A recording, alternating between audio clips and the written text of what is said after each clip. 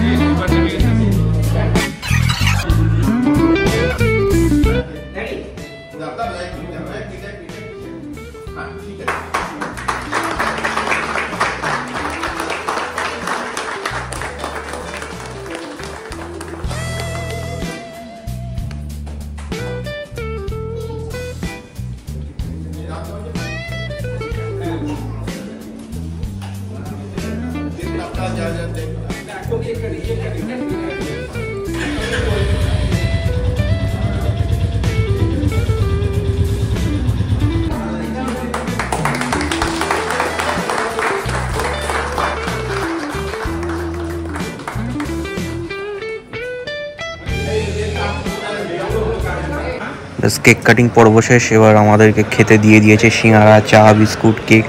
So এবার খেয়ে দেয় বাড়ি চলে যাবো। So tata.